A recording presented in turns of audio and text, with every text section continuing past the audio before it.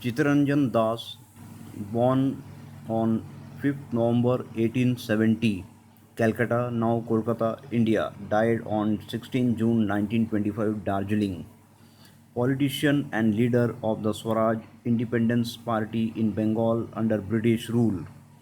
After failing the competitive entrance exam for the British dominated Indian civil services, Das entered the legal profession.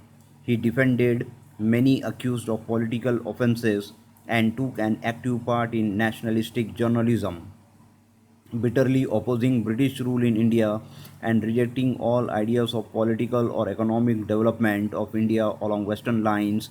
He idealized the life of the ancient Indian village and saw a golden age in ancient Indian history.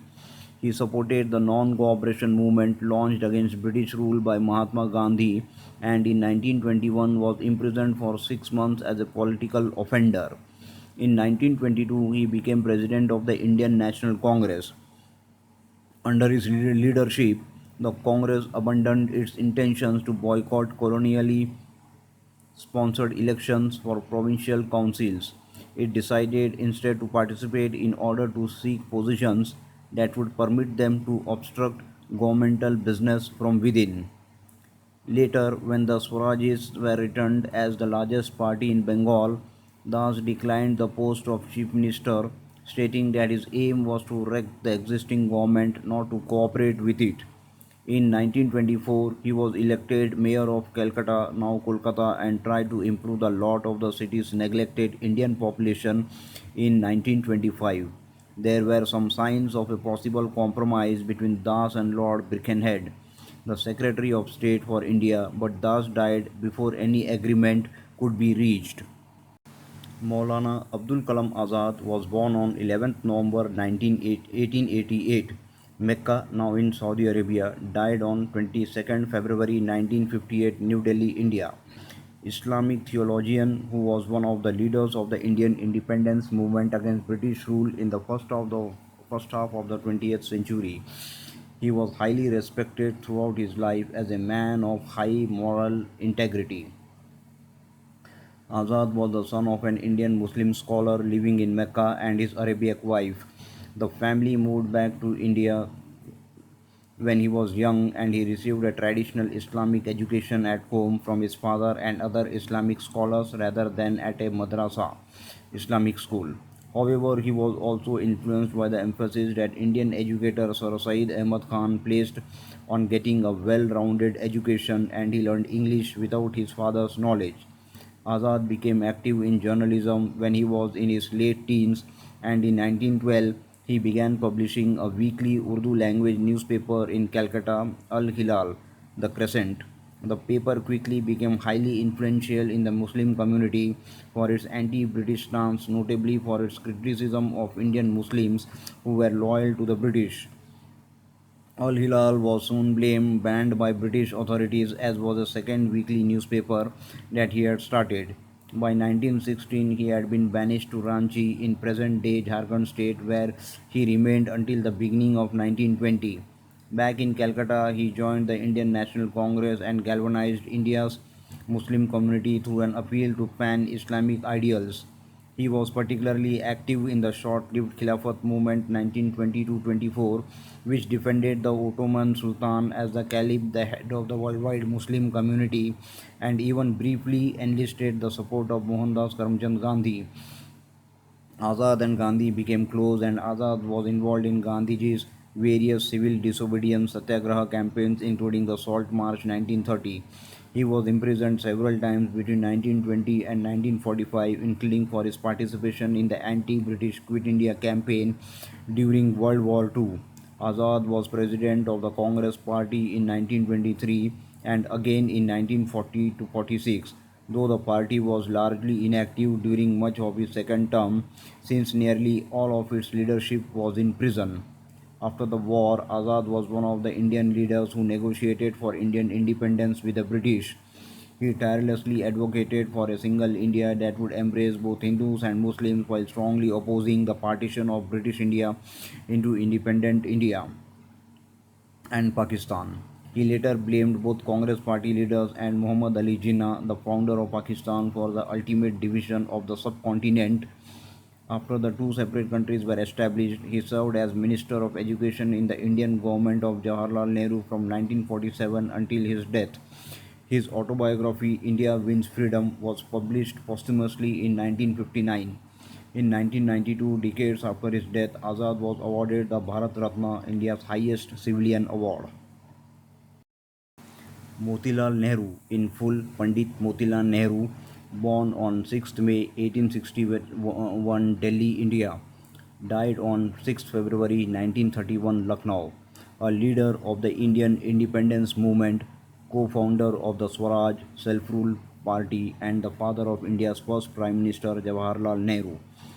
Motilal, a member of a prosperous Brahmin family of Kashmiri origin, early established a lucrative law practice and was admitted to the Allahabad High Court in 1896. He shunned politics until middle age when, in 1907 at Allahabad, he presided over a provincial conference of the Indian National Congress, a political organization striving for dominion status for India. He was considered a moderate, one who advocated constitutional reform in contrast to the extremists who employed agitational methods, until 1919, when he made his newly radicalized views known by means of a daily newspaper he founded, The Independent. The massacre of hundreds of Indians by the British at Amritsar in 1919 prompted Motilal to join Mahatma Gandhi's non cooperation movement, giving up his career in law and changing to a simpler, non anglicized style of life.